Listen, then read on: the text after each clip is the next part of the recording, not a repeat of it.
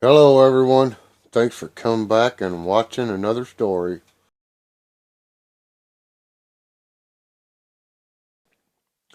So someone had left a comment in my last video about hunting with my grandpa deer season. Uh and had mentioned spooning beaver.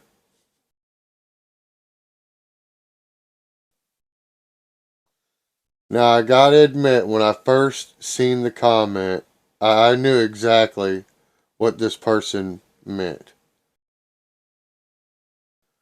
And it's a old fleshing technique that works really good with beaver, and I'll explain that in the story. So if you want to hear about spooning beaver and why it's done, or why I was told it's done, what I was told by my grandpa, uh go get your snacks, go get your soft drink, go have a smoke, use the bathroom, do whatever it is you got to do to get comfortable, because I want you to listen to the whole story. Okay. Name reveal: Sam Squatch.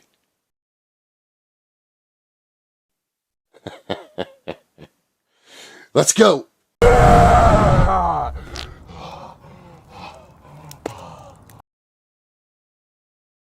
right, y'all.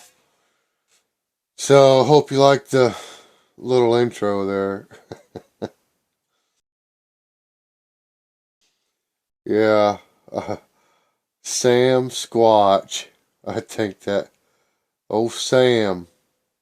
That's what we're going to call him. I think that there's already a Sam Squatch out there. I know there's a Max and some other ones. Whatever. I could have the same name as somebody else. But anyways, on to the story. So, when I was a little kid, and I've told you guys, and not just the deer season hunting with grandpa story, but I think I've mentioned my grandpa in previous stories before. And he was really big on teaching me how to trap. Tracking, and it's just everything, the smells, every little bit of sign you can think of to let you know what's in front of you. And also, he taught us how to properly skin, field dress, and skin, and then tan. He taught us how to handle the pelt. And of course, there's the skinning part. Then you got to flesh the hide. Then you want to wash it. Then you want to stretch it, let it dry a little bit. And then depending on, how you're going to sell it, because you can sell it green, dried, or tanned. And if you sell it green, you really don't go through the whole drying and tanning process, right? Okay, so my grandpa never sold them green.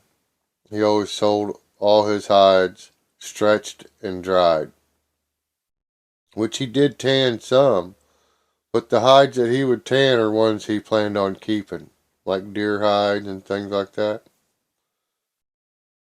So, the main thing that I enjoyed watching him skin was beavers. Now, when we went trapping, that was my favorite part of the trap line, was when we got in the river and would go upriver or downriver or whichever way he had his trap line set, and we would harvest beaver and muskrat and mink. Now, when I was a little kid and was running tracks with my grandpa, and I was little, guys, like, 11, 12, 10, 11, 12, all the way up to probably 13 even. But I started running my own line when I was 13, so I don't think I tracked with him very much after that. Pretty much had my own thing going on, right? Well, this otter right here, he'd never trapped one of those when we was growing up. And that's the first otter I ever trapped, and I skinned it and fleshed it and dried it and tanned it. That's tanned. I think that's the first hide I ever tanned with tanning solution. That one. And then the coyote. And then the bobcat that's hanging behind the coyote. Alright, so all those were first. Boom. First coyote, first bobcat, first otter. Alright. Now, my grandpa, when he skinned the beaver, which was my favorite part, I already said. But when he skinned the beaver, I was always right there, and I'd always want the beaver tail and the feet. And he thought I was weird because of that. And he cooked beaver tail one time, and um, that's an acquired taste. That's all I got to say about that. Well, if I was real hungry, I would probably eat it just because of the the protein and the fat you'll get out of it, mostly fat, just so you know ahead of time. But when you skin a beaver, their fat and their skin are the same color. And it's real hard to distinguish the hide from the fat. And a beaver has a lot of fat on it, right? Now with otters, they don't have a lot of fat. And their hide is real tight to the skin too. And also tricky to skin, if you guys can see that little white spot right there. See it? Right there. Right there it is. Yeah, I cut through the hide right there. But that was the first one I did, and I was tired. And I'll tell the story about that otter. It's a good one. Took my son with me, and he was only 5. But anyways, I was watching my grandpa skin these beavers, and now he always had this fingertip gut hook,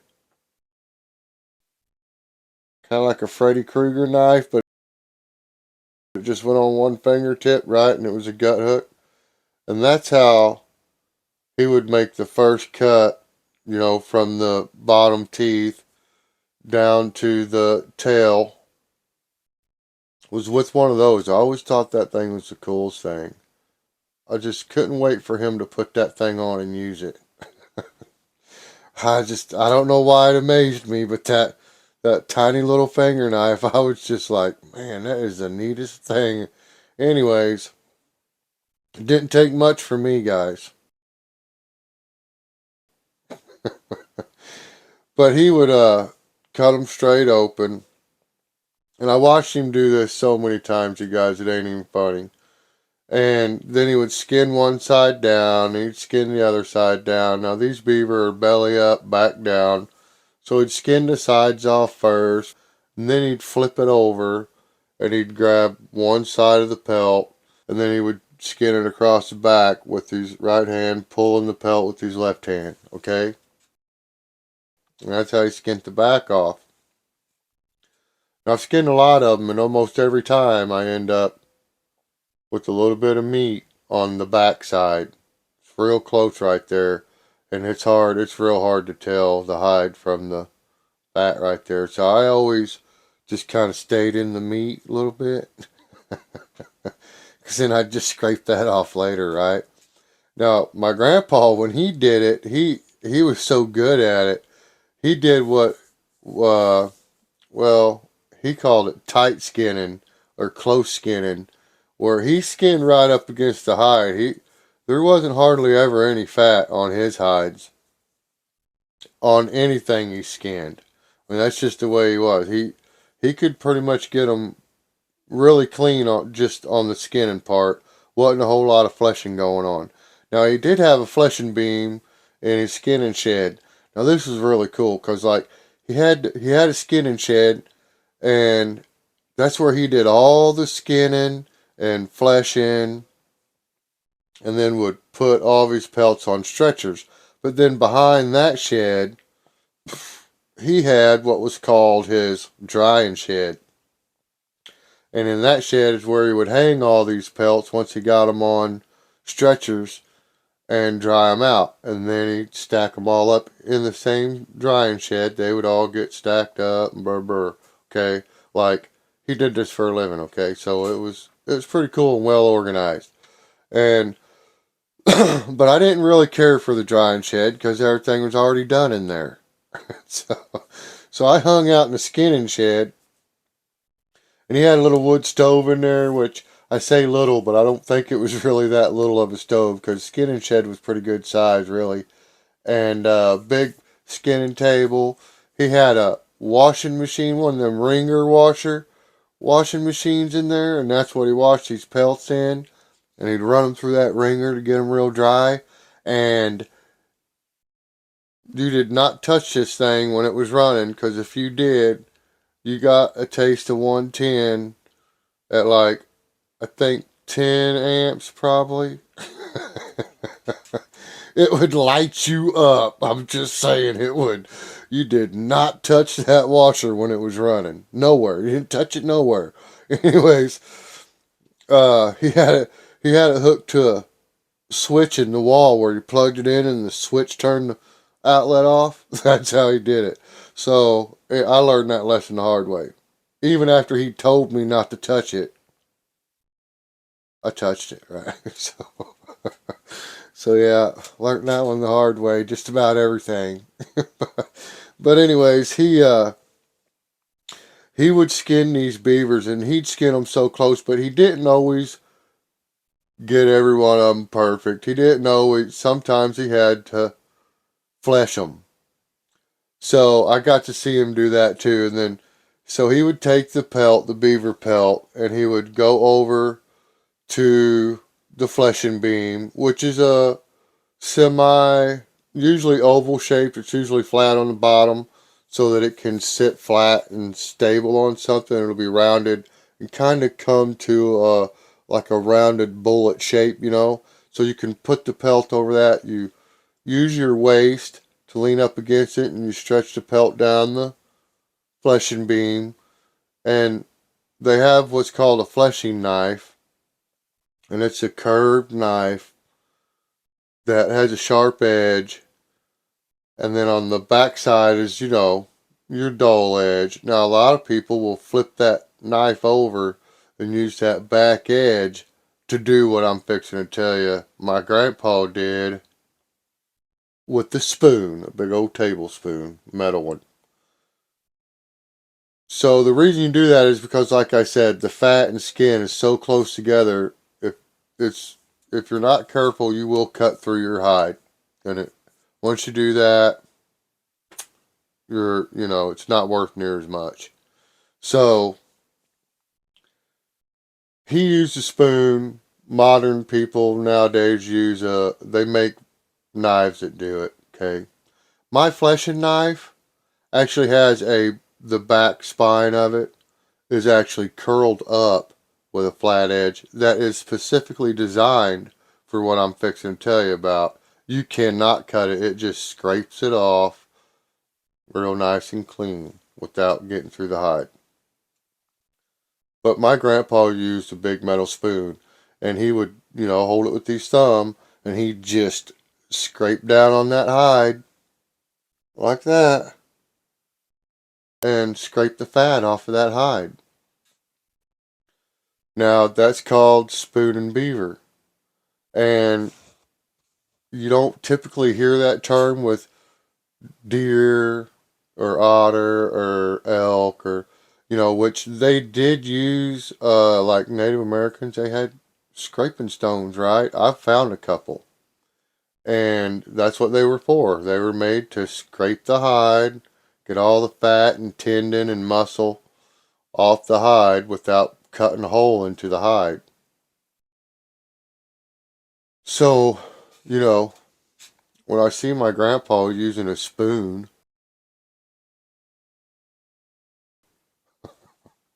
I'm like, why are you using a spoon? And that's when he explained everything I just told you, that it's a lot safer. You ain't going to cut through the hide. Now, I will say, I also seen my grandpa cut through the hide before. And the way he fixed it was with dental floss and one of them curved needles, like you get stitches with. And that's basically what he would do. He would take dental floss and he'd just stitch that hole up. Now, he did this right after he got done fleshing it, but before he dried it. So when it dried, it would kind of stay there, right? Eventually, that dental floss is going to come out. It's going to break and come out. That's why you guys can see that right there. Because that, for quite a few years, that was held closed with dental floss. When I got these pelts out and hung them up in here, that dental floss broke. And now you guys can see there's a hole. Before you couldn't tell. But anyways, that's what I learned from them. And then I learned how to tack these beaver hides down on boards. Now I have metal hoops and with little hooks and you put the hooks through the hide and put it on the metal hoop. You work your way around stretching the hide. And then there's these rods that go through the hoop on the back side, the fur side. And you'll stretch them rods and it gives it that oval shape. Okay. Now my grandpa, he had pieces of plywood and that shape was drawn on there with a pencil, right? And then it had nails, little tacks all the way around it. And what he would do was stretch the beaver hide to that line. Okay, so he had a lot of boards. Right? Because beavers come in different sizes. Okay? And over time he got pretty good where he knew just from looking at the beaver pelt what size board it would go on. But that was some tedious work, y'all. And I remember watching him all day stretching beaver hides. All day. He'd trap and we'd have a ton of beaver. He'd get them skinned. And I mean, I guess technically half the day was skinning beavers. And then the rest of the half the day was fleshing and stretching. All right. So it was a good time. I really enjoyed helping him. Now, he would always keep the castor glands to make castor bait, which is the very best thing to use if you're going to trap beavers. I mean, pure castor is the best thing you can use. And it's real easy to preserve. There's a lot of videos on how to do it, and if you're into trapping and you're trying to figure out what the best way to trap beavers, and if pure castor is the best way to do it. All right, so I mean, it just is. Anyways, a lot of people like adding stuff to it, but there's really no point in that. But he kept the castor, he kept all the oil glands from everything. I remember even skunks. He would get the oil glands out of skunks, the stinky stuff, and he saved it in these little jars. And he'd get so many of those jars and he sold them to perfume companies. That's a true story. Yep. And mink oil and all that. All that. He kept it all. And he sold everything he could. He made money on every part of it. It was cool. But with the beavers, he taught me the spoon and beaver trick. Well, it's not a trick. It's a technique and skill. It's still hard to do. It takes a lot of hand strength to hold on to that spoon and just keep scraping, because that stuff don't come off real easy, guys. I'm just letting you know. And good times with Grandpa trapping. But I remember going on a trap with him, a trap line one morning with him. Go check a trap line one morning with him, and there was this trap he had. Now, he used foothold traps. I used conibear traps. I never was any good at catching beaver with foothold traps. And I don't really like catching them on the foothold traps that are set with drowners and all that. Not in, I like the conibear traps. It's instant, usually we'll say 95% of the time it's instant. And but either way, they die a lot quicker than foothold and drowning sets, and I'm just not into it. And I was never good at setting them either. You know what I mean? My little brother's good at it. He can catch them in them foothold sets. I can't do it. I put them in the wrong spot every time. But like the conibear traps, it's square. I mean, it's kind of like you set it and forget it. You know what I mean? They go through it, it's over. Whammo. Well, he had this one foothold set, and it was a caster mound set, and you know, he kept missing this beaver, and he couldn't figure out how he was missing this beaver. And so the way it was set, it was a bank set, so he just had like a little spot cut out of the bank. You come off the bank down in the water 8, 10 inches. Just depends on who you are and how you want to do it. But you come back in the water a little bit, dig a little shelf, kind of make a little shelf, because usually the bank's at an angle, so you'll dig in, make a little shelf, so you can set your trap right there on that shelf, which is underwater. The beaver can't smell it or nothing, they normally don't see them. They'll just step right in them. And the way you want to set it up is so that they get one of their back legs trapped in it.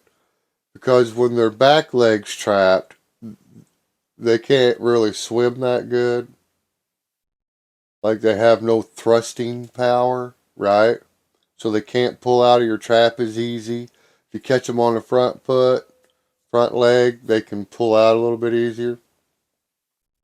So he used the big number 3 double leaf spring traps for these beaver. Now, I think I have one hanging up on my wall. Like, that might be no, that's a number 5, I think.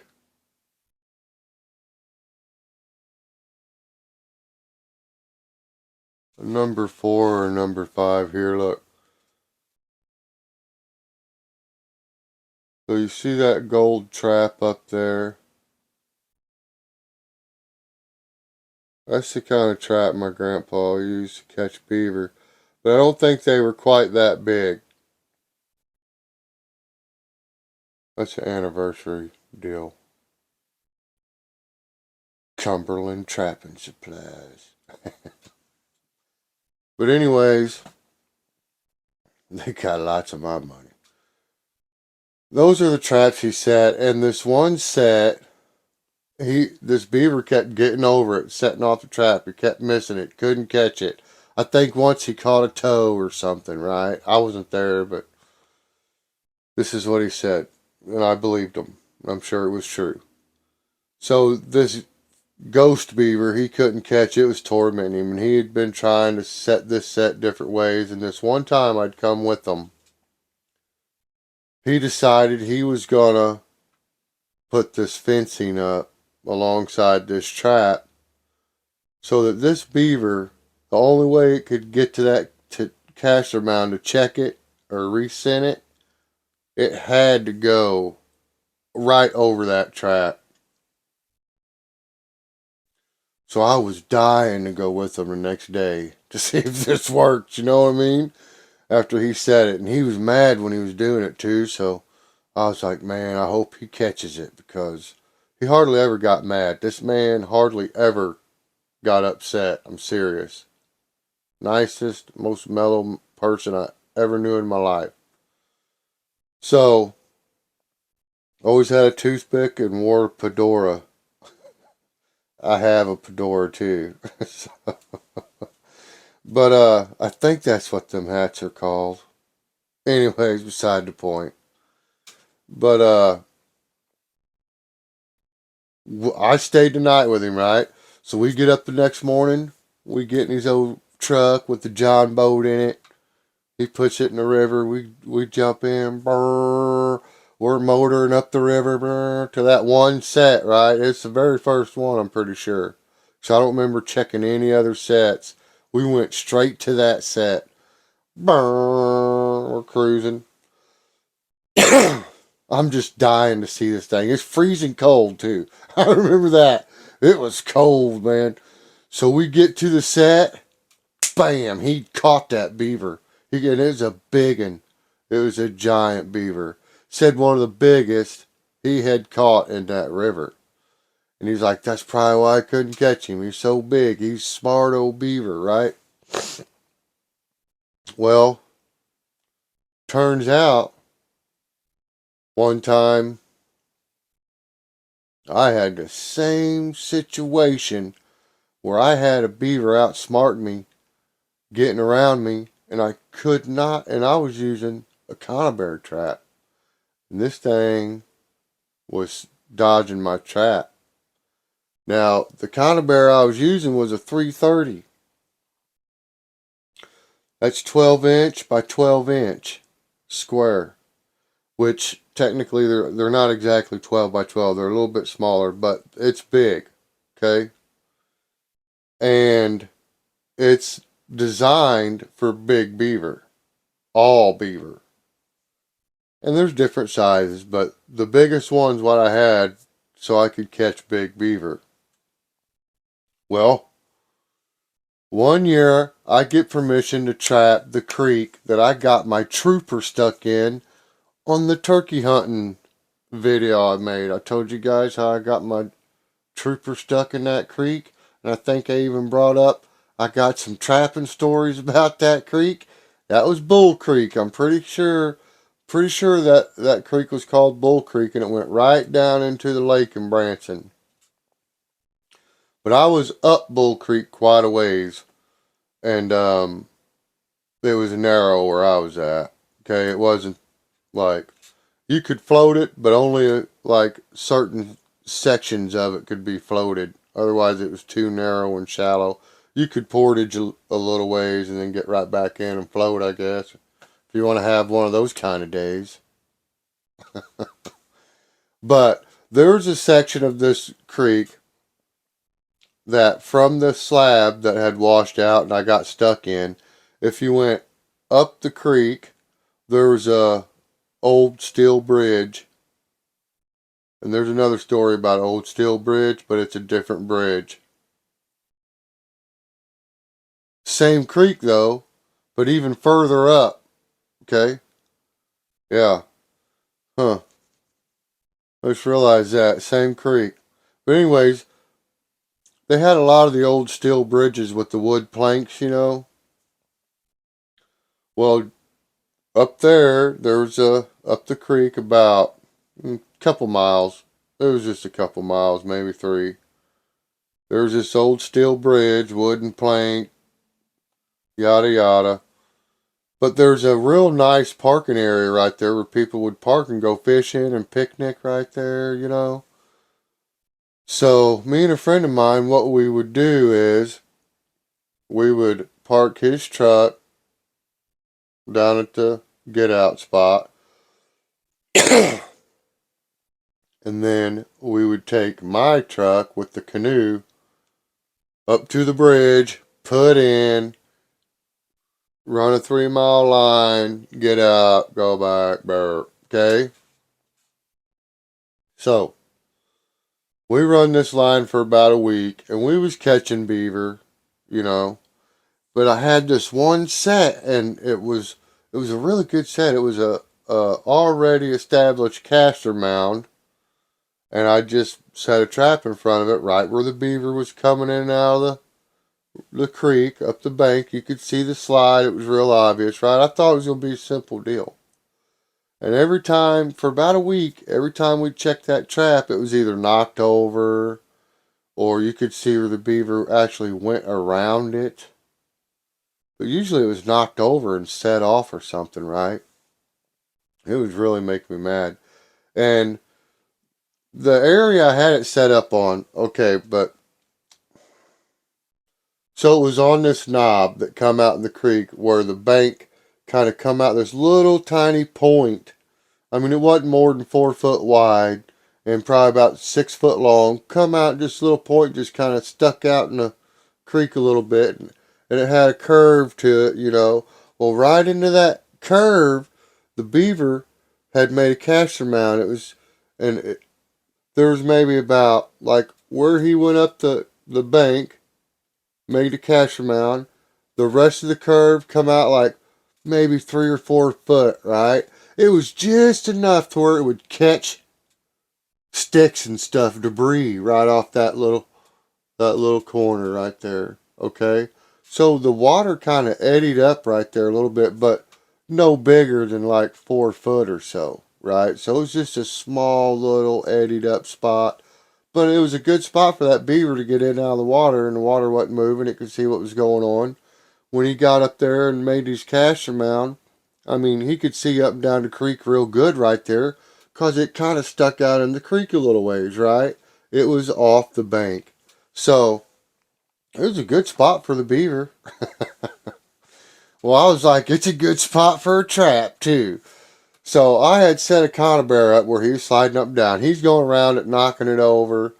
Man, I couldn't catch this thing, right? And it'd been about a week. And then one night, I went to bed. I have a dream about trapping with my grandpa and this beaver that was giving him a hard time, and how he had went and cut all these twigs, and he made sure that they were already dead and dry, nothing green, because he didn't want the beaver to grab them, right? If it's green, the beaver's going to grab it. So he went and he found all these dead limbs and whatnot that he could cut up and chop up, and he made this fence that went down into the. Now he was in the river, but his went down into the river. So some of these sticks were 4 foot long. Now I didn't have to do that because it wasn't that deep where I was at. But I was like, light goes off. That's what I need to do. I need to fence it off so that beaver has to go right through there, right? So I get up, we go get on the line, and I'm telling my buddy about the dream and what I'm going to do, and we're catching this beaver. He's like, boy, I hope so. I'm about tired of checking this set. Nothing's in it, I'm like, whatever. Whatever. We got sign. There's something here, Something's going on. So I get off out of the boat, the canoe, and I walk up on the bank off this little, I guess you'd call it like a peninsula that come out the creek. I get up on the high bank, and I find a bunch of branches all dead. Everything's dead. Got my little axe, and I'm chopping everything up with my hatchet. And I don't have it in here. I don't know if I showed you guys. Anyways, hatchet I've had forever. And I make a bunch of stakes, and I make a fence, right? And I'm like, we're going to catch him this time. So I made this fence. My trap's like this. And I made this fence where it goes straight out like that. Right? So it has to. And I blocked off the sides of the bank. I mean, it looked like a fort in the water. Okay? This thing, it had to go through there. That's what I'm thinking. So we leave. Next day, I'm like, I just know I've caught this beaver. So we get to the trap. And he knocked my fence down. I couldn't believe it. I was like, what? Why would it knock the fence down? So I've got these, everything's straight lines, right? Straight lines. Well, the bank's curved, right? Well, when he come up on that, he just plowed right through it all. Because he didn't know it was there, I'm sure. I don't know. But he took it out. Went around my trap, took out the wall part I made. Still checked the cash amount left. I was like, dang. So I got thinking about it, and I'm like, man, my grandpa didn't do it like that. You know what I mean? He made it where it was wide and channeled in like this. You know what I mean? It started wide and it come in narrow to his trap. And so I was like, that's how I need to do it. That's what I need to do. So I went and cut some more so I could go wider and deeper out in the creek. So I make this thing, man, it's like, I don't know, 3 foot wide probably, where it starts coming in, down to 12 inches, right? But then I also took branches and I laid across the top of my conibear trap. Now these stakes I'd put in, they were taller than my trap. So I just kind of laid some across the top there. So when that beaver come up out of the water, he'd see that branch up high and want to duck under it, right? That's what I was hoping. That's what was playing out in my head. So I redo my fencing. Now I put what I call a diving stick or diving pole across the top. Makes them dive, makes them duck under, right? I've used it for otter and stuff and other beaver. It does work pretty good. Well, and even land sets. But anyways, we're not getting into a trapping tutorial on everything. So I get this trap reset. I'm trying to use the techniques I saw my grandpa use, even though I didn't do it that way in the first place, which I should have. But I got in the habit of setting my own traps my own way, and I've got my own technique, right? So I use the exact idea I learned from him. We leave, we come back, and bam-o, I caught him. Now, this beaver, you guys, I'm not kidding. This beaver could have been a state record. It really could. The guy I was with was like, I've never seen a beaver that big. That is the biggest beaver I've ever seen. He swears this thing weighed 90 pounds. I was thinking more like 75, between 70 and 80 pounds. But I was thinking 75, but he said it was way bigger, way heavier.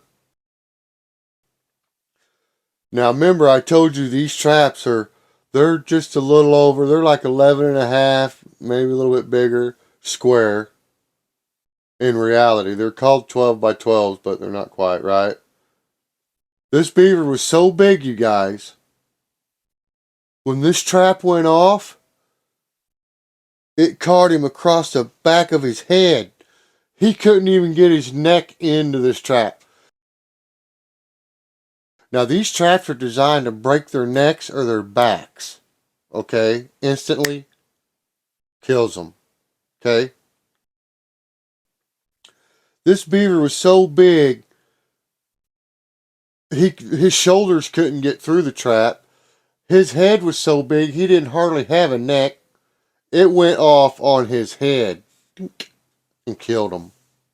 On his head, right behind his ears. Huge beaver. Giant, I'm not kidding. The biggest beaver I ever caught. So the canoe I was in was my canoe I got at Bass Pro, my Old Town 169. I can't remember if it's the Expedition or the Explorer. I think it's the Expedition. But anyways, that's the canoe we had. And when I picked this beaver up, you guys, I pulled a muscle in my stomach. And I was in good shape. This thing was wet and huge. I picked it up, and throwed it over into my canoe, put it right in the middle of the canoe, and I'm going to post a picture of the canoe with the stats on how wide this canoe is. It says 37 inches. When I laid this beaver head to tail, from bow to stern, I think that's how it is, right? I'm not a mariner, so I don't know. But from front to back, head to tail, belly to belly, both sides of its bellies was pressed up against the side of the canoes. Not just laid out and you could see the side of the canoe past. No, it was up against the sides of this canoe. When I skinned this beaver, its pelt was over 4 foot long from nose to the base of its tail. Not the tip of its tail, because its tail's gone. So from the end of its tail to its nose was 4 foot long and almost 4 foot wide. I'm not lying. I'm not lying. I'm not making it up. This thing stretched out was huge. It was a baby blanket all by itself. I'm telling you. One beaver. Huge. I never weighed it, and I never officially measured it. I measured it in my living room floor with a tape measure. And it wasn't stretched out. It wasn't stretched. It was green. Just laid out. Huge beaver. Biggest one I've ever caught. Biggest one I've ever seen caught. I've seen a lot of them. And I did, skin it, and flesh it, and do all that. But I should have took pictures and called the game warden on that one. Maybe got that one verified somehow. It was a giant beaver. But yeah, I can go on like I'm already 40 minutes into this thing by the time I edit it and add Sam. It's probably going to be a little bit longer, and I could talk about beaver trapping and probably will bring up some more beaver stories. I got a couple good ones. One pretty decent one with the M6 Scout, and it was a trap my brother set, and I had told him it probably wasn't going to work the way he said it, which he caught a beaver, but it didn't turn out the way he thought it was going to, and I had to deal with it. Then I got another one, pretty good one, about running a beaver line. This was on my 100-mile line. I had a 100-mile loop that I drove where I trapped a couple different creeks, several miles on each creek. And I was only running sets for beaver, mink, muskrat, all water sets. So it was all creek trapping. And I found this one creek, and the name suits it perfect, Beaver Creek, where, well, I'll just say it was the biggest beaver catch I ever had on any creek at one time in one day without ever having to leave. Think about it. Yeah. It's a good one. That's a good one. But you guys are going to have to wait for that. So do me a favor. If you liked my story, hit the like button real quick. If you want to hear more, subscribe. If you want to know when they post, hit notifications, touch the bell, and every time I post something, you'll get notified and could be the first one to watch, which is pretty cool, really. Think about it. I mean, really. Most importantly, God bless everybody. No matter what's going on, call a friend, call a family member, pray, do whatever you have to do to get out of that slump you're in, that little low spot. Because you know it ain't that deep. It ain't that deep. Just reach on up out of there, grab a hand. Somebody's reaching down to help you. You just gotta look. Okay? Because everybody out there deserves to be loved and cared about. People like me, and there's a billion of them, care about you and love you and want you to get out of that slump. Okay? No matter what, no matter what. Call 988 if you think you cannot talk to anybody you know already. Them people are there, they're trained, and that's what they want to do. They want to do that. Okay? No one's making them do it. They want you to call, and I'm here trying to tell you it's okay. Call them. Don't sweat it. Don't sweat the little stuff. When it does creep up on you, squatch it. Keep on keeping on. Peace.